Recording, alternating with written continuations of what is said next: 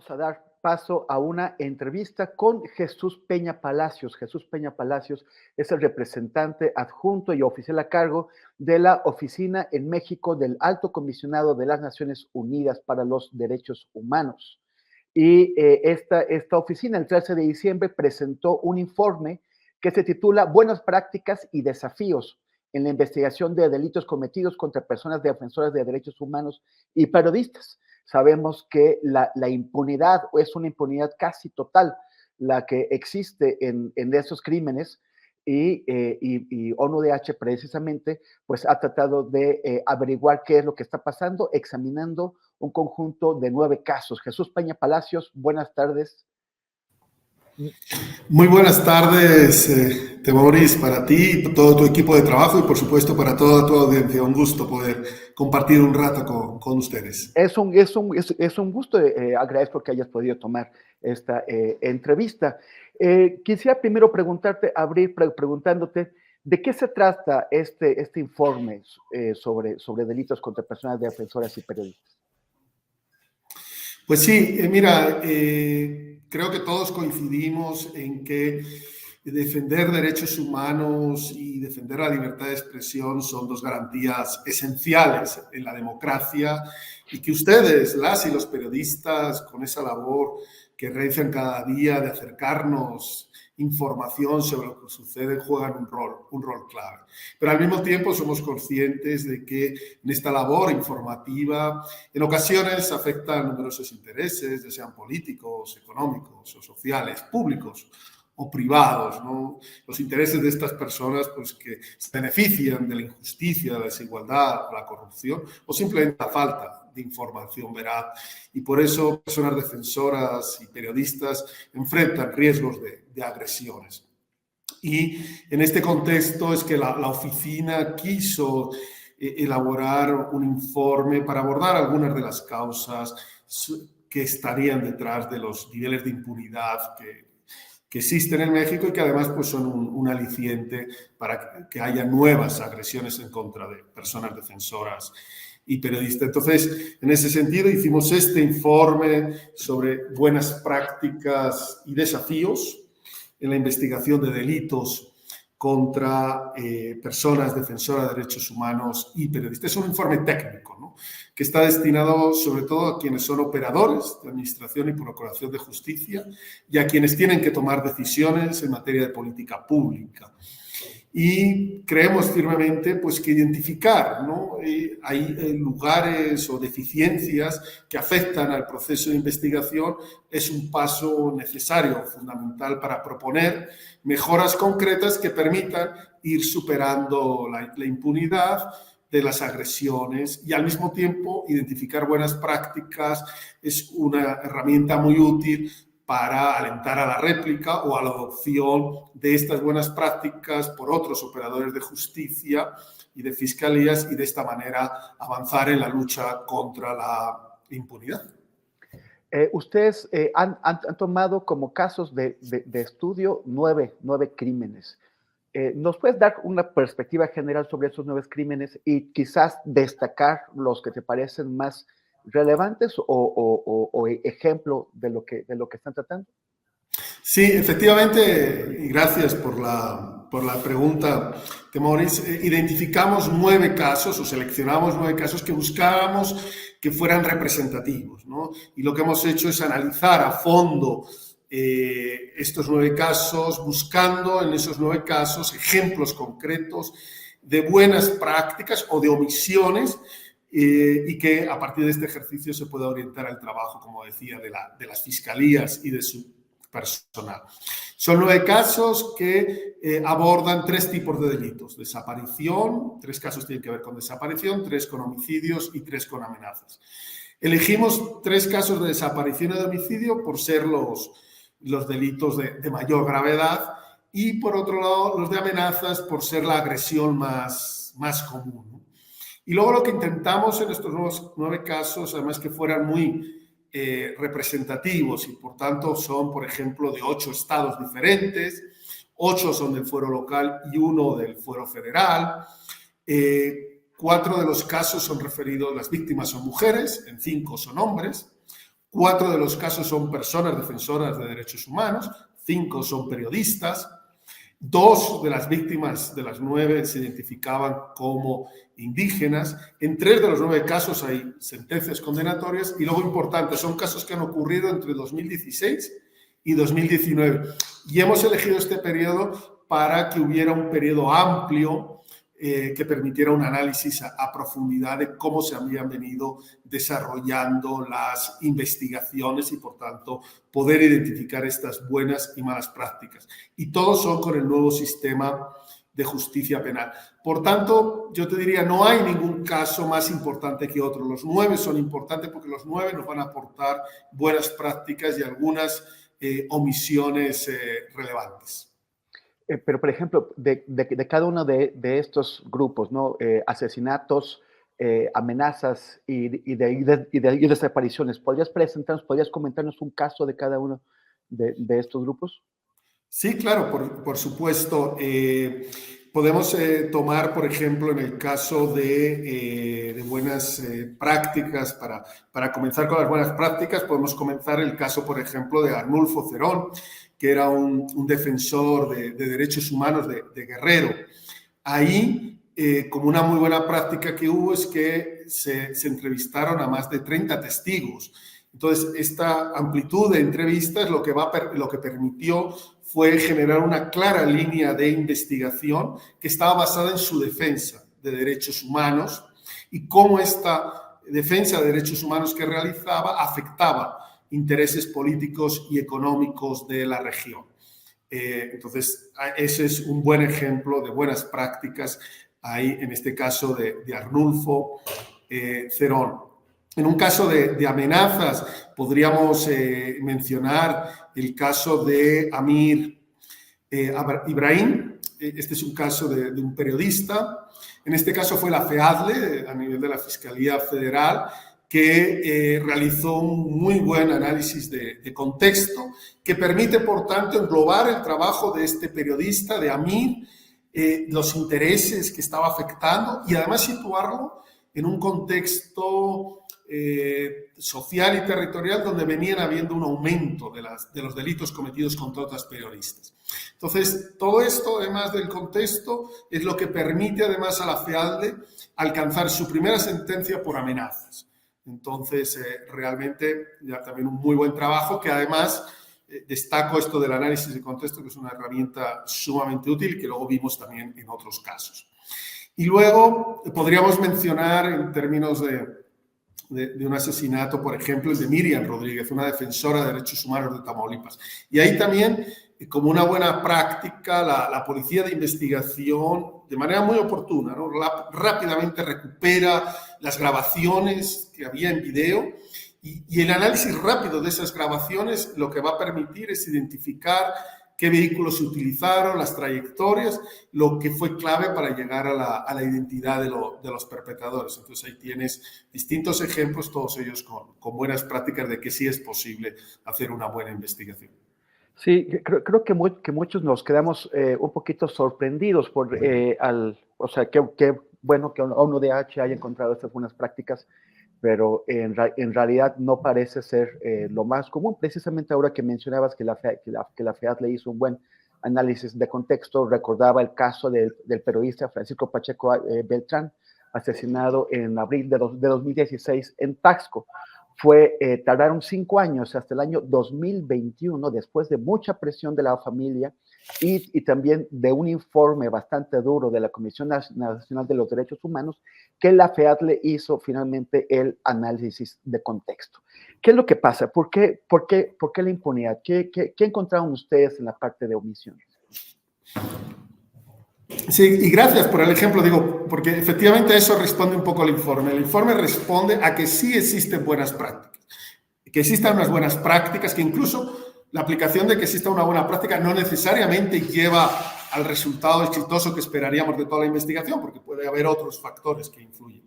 Pero el mensaje del informe es que sí hay algunas buenas prácticas y que estas prácticas se realizan y que estas prácticas son replicables, que nos lleva incluso a concluir que en México sí existe la capacidad tanto en la Fiscalía General de la República como en las fiscalías estatales, de realizar investigaciones conforme a los estándares internacionales de debida diligencia. Ahora bien, respondiendo a tu pregunta, lo que ocurre y que vemos, tú lo mencionabas muy bien en el caso de Francisco, es que en muchas ocasiones no se conjugan recursos, capacidades, competencia y voluntad necesarias justo para cumplir con esos deberes de investigar, juzgar y sancionar, y por tanto nos lleva a una situación de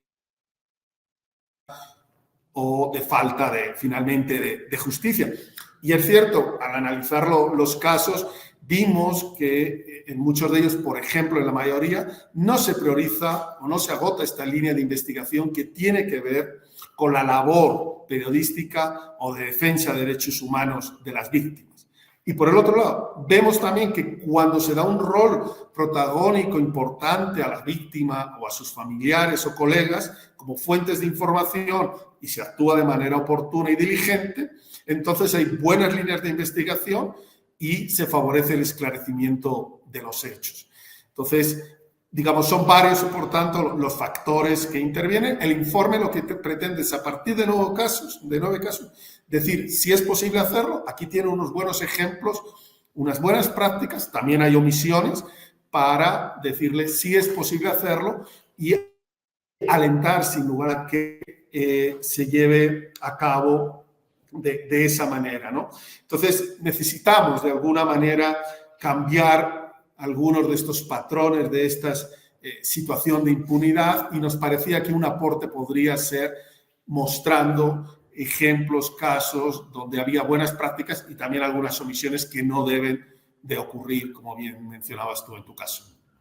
Entiendo que ustedes no hicieron ningún tipo de evaluación general, o sea, solamente se concentraron en estos casos precisamente para mostrar cómo funcionan.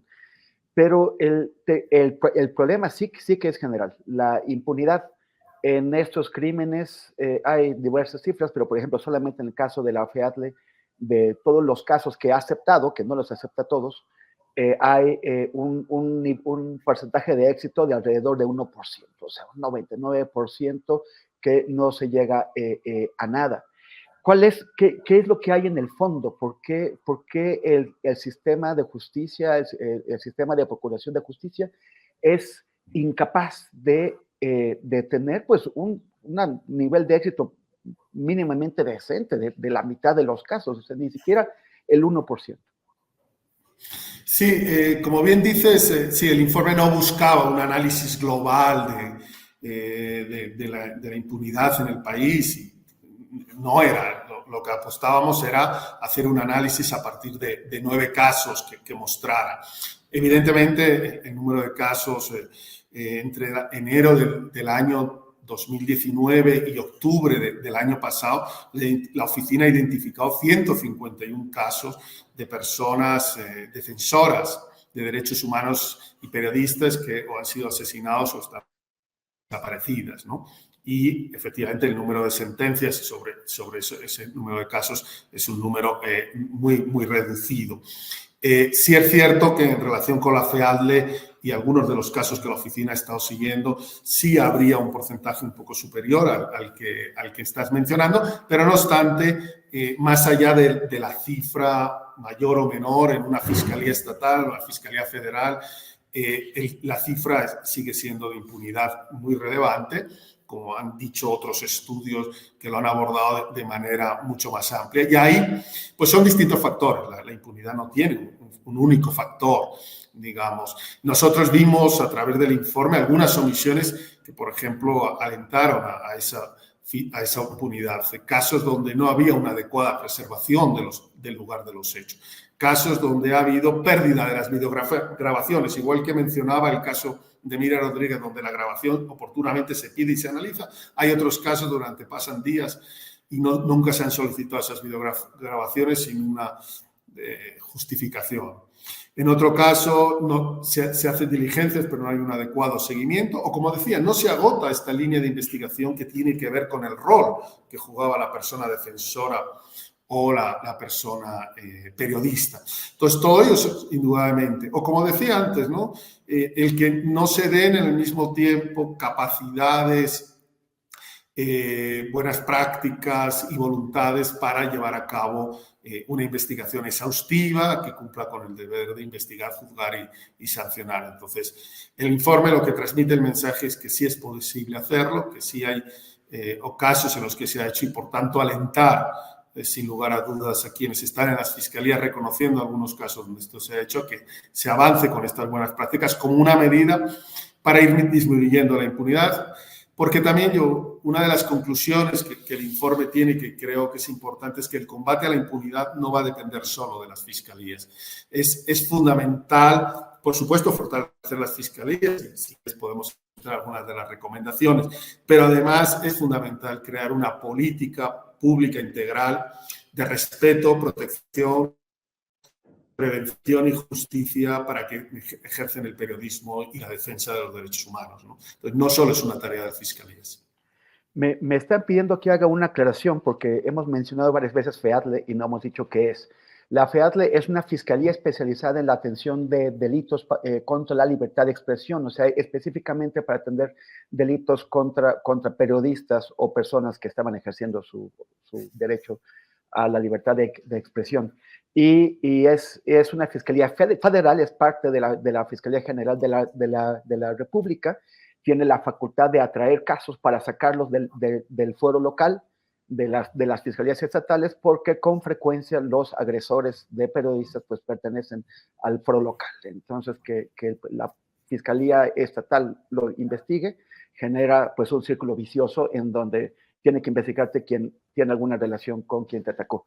Pero el problema es que una queja muy frecuente entre las personas, entre las víctimas que van a la FEADLE, es que no les hacen caso. Por ejemplo, es imposible reunirse con el titular de la FEADLE para que les explique qué es lo que están haciendo en cada caso. Pero bueno, ¿cómo se puede hacer esta política integral? Bueno, una política integral va a incluir diversas medidas, obviamente que tiene una parte que tiene que ver con las investigaciones y el fortalecimiento de las investigaciones y, por ejemplo, poner como una obligación de la gente del Ministerio Público la realización del análisis de contexto. Eso sin lugar a dudas es clave, o seguir avanzando con el protocolo homologado de investigación de delitos contra personas defensoras, ¿no? Obviamente en diálogo con los operadores de justicia, pero también con la participación de sociedad civil. Tú lo apuntabas también antes, en un momento, garantizar realmente una participación de las víctimas, de la sociedad civil, de los familiares en la investigación, de facilitar el acceso a esa carpeta de investigaciones es muy, muy, muy importante. O los 3 casos que tienen condena. En los 3 casos que hay condena, por ejemplo, los 3 casos contaron con asesoría jurídica gratuita. Qué importante es que realmente se facilite este acceso a una asesoría. Una medida es que lleve a un mayor goce de este derecho, a una profesionalización, a un mayor de la asesoría jurídica, a una mayor disponibilidad de recursos humanos, de especialización en estos delitos, va a llevar, por ejemplo, de acuerdo a lo que hemos visto en los casos, a también, sin lugar a dudas, a una lucha contra la impunidad. También un plan de persecución penal va a requerir una priorización de estos casos y va a requerir un reforzamiento de recursos humanos. Como bien dices y comentabas, una fiscalía especializada, pero no todos los casos están en las fiscalías especializadas.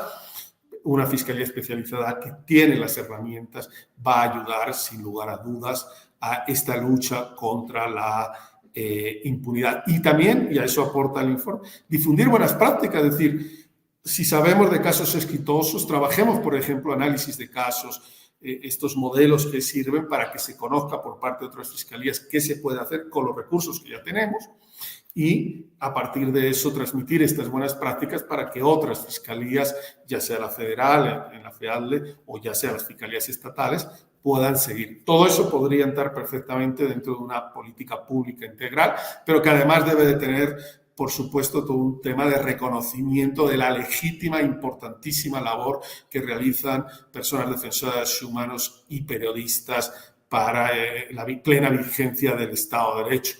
No enfocarnos solo, obviamente, en las investigaciones, trabajar también todo el tema de prevención es fundamental. En fin, todo ello son medidas que pueden estar dentro de una política integral de prevención que creo que tenemos que seguir trabajando e impulsando.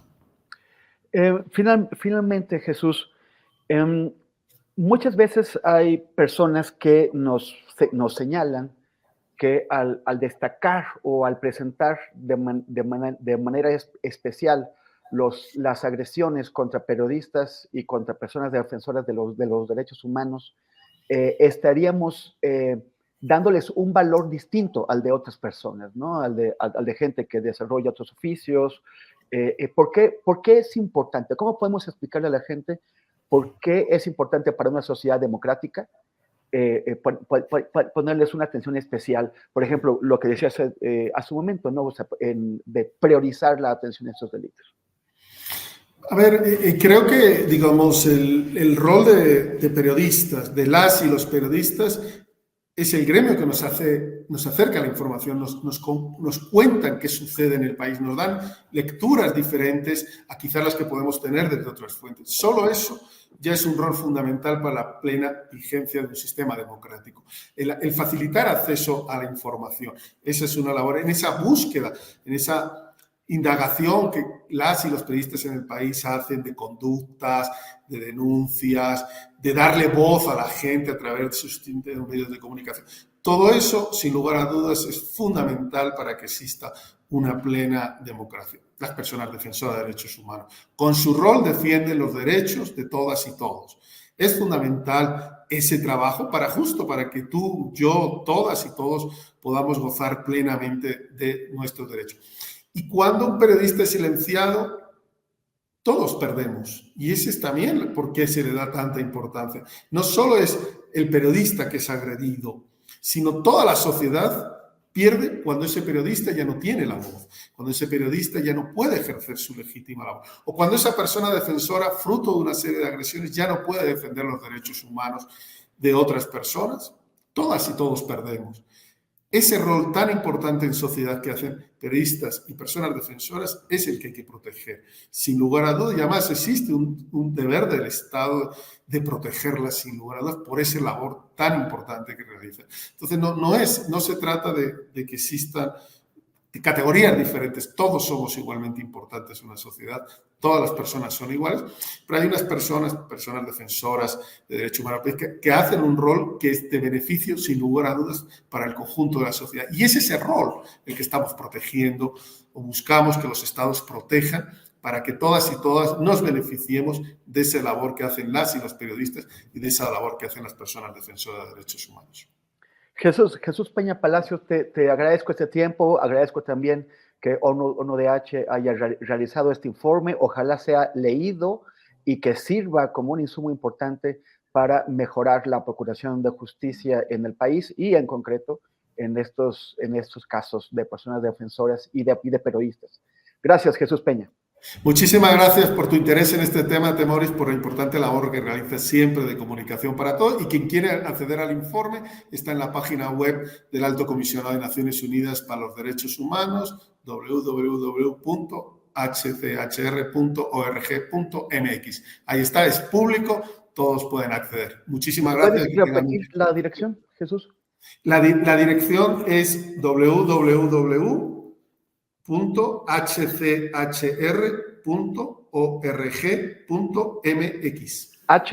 hchr.org.mx. Gracias, Jesús Peña, y buen día. A ustedes y que tengan un feliz año también para todas. Igualmente.